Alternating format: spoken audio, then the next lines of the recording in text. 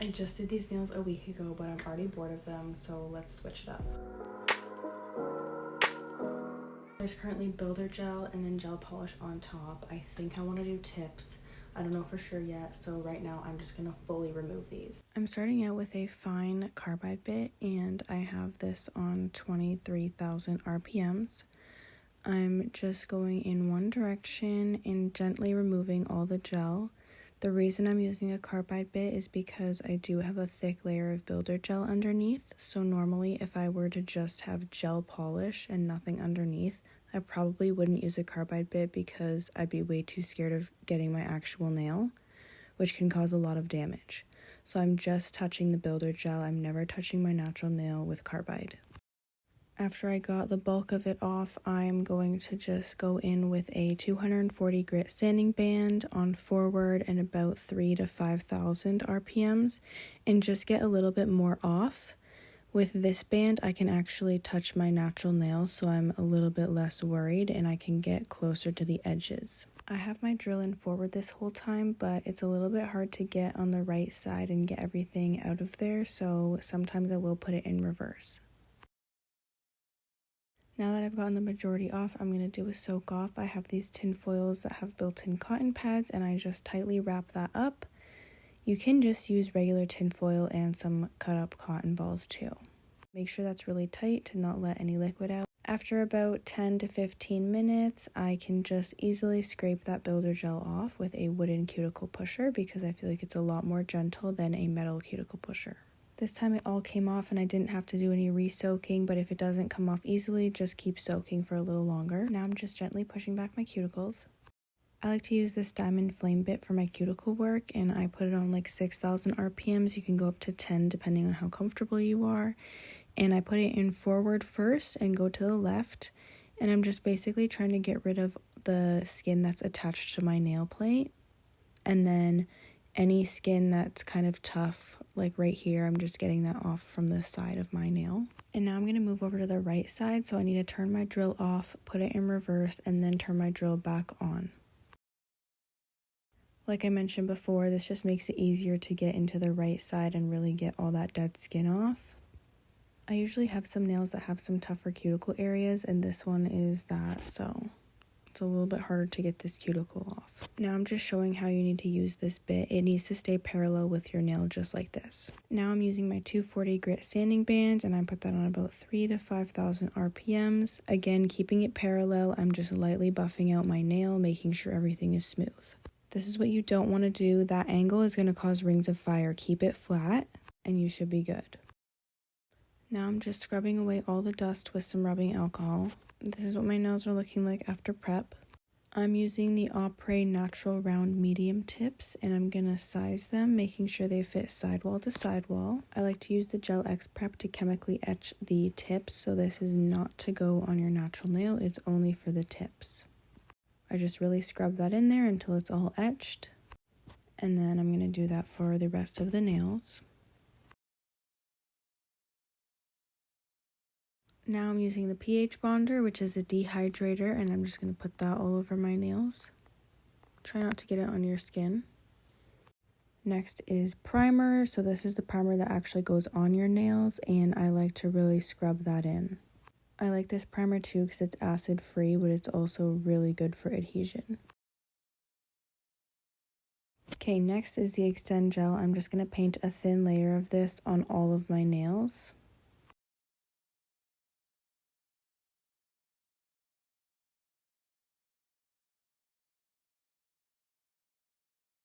And I'm curing for 30 to 60 seconds. I use the Flash Lamp by Opre, so I'm going to paint a thin layer all the way down to where I think my natural nail would end, and then I'm going to put a thicker bead right at the tip. I like to squeeze my tips a little bit, and I turn my lamp on first, and then I go right up to the cuticle at a 45-degree angle, and I push with a very light amount of pressure to slowly allow the gel to go all the way down to my natural nail, and then I move my finger down to cure it. Sometimes the gel doesn't go all the way down to the edge in every spot, so I just take a little bit on a wooden cuticle pusher, obviously the pointy side, and I just kind of stick it in under there and make sure it fills in that gap, or else I'm going to get food and stuff stuck in it, so that's gross, and I just want that gap to be filled. I like to clean it up a little bit and then flash cure again. I'm going to go and apply the rest of them, and each one I'm flash curing for about 15 seconds.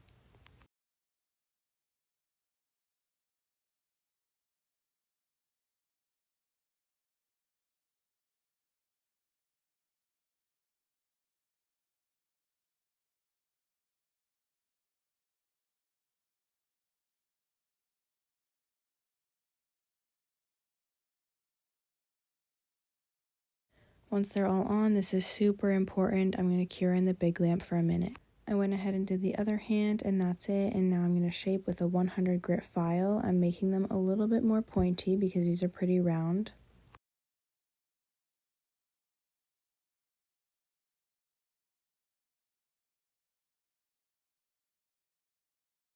Once those are shaped, I'm going to go in with a fine grit safety bit. And I'm just going around and sealing the cuticles, kind of trying to blend that in with my natural nail. But do not touch your natural nail with this bit, if you know what I mean. This is literally my favorite bit though. It is so good for sealing the cuticles. Going back to my 240 grit sanding band, I'm just going to buff all the shine off of the nails. Some people don't like to do this, but before I paint, I like to make sure there's absolutely no dust, so I do scrub them under water with no soap. And then I scrub with rubbing alcohol. Now I'm mixing some alcohol with some acetone, and I'm going to seal the cuticles again. So I'm just taking a little bit of that. You don't want too much because you can cause lifting here, but I'm just going to scrub that with a brush, and that's really going to melt this tip into my nail. And it will also remove any dust that's stuck under there.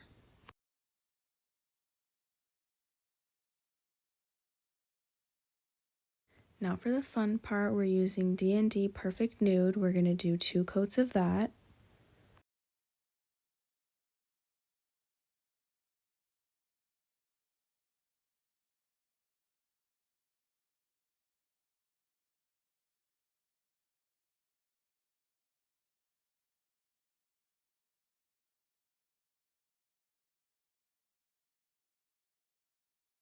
If you get any on your skin, take some rubbing alcohol and get that off before you cure it because we don't want to cause any allergies.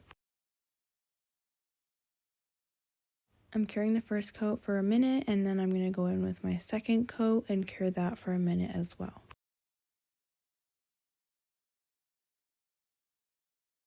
Now I'm doing a French tip. I would love to explain how I do this, but it's different every time. I just do whatever, and it's just, it is what it is.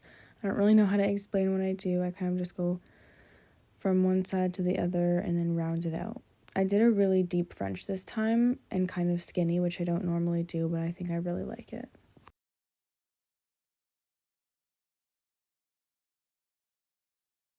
I'm just leaving the ring finger plain because I want to put a 3D flower on it. I did a top coat, which technically you could do after the 3D flower, but I don't know, I just did it this way, whatever. So I made 5 balls of the white builder gel stuff that kind of are the same shape. And yeah, you just basically roll them out, stick them on there, and then you have to shape the petals, which is kind of hard, but I think I got it figured out. I just kind of press into them and then drag them into the center to kind of create those petal shapes.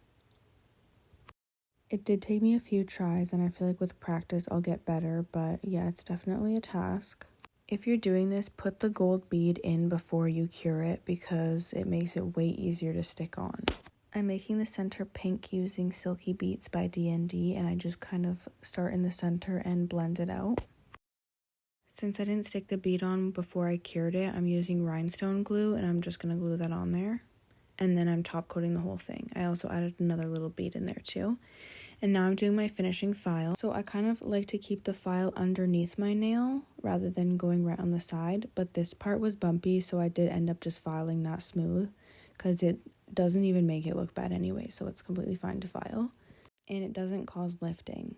I think this is just such a necessary step because you're putting all those layers of gel on and it's making the nail look a little bulky, so this kind of just slims it out again.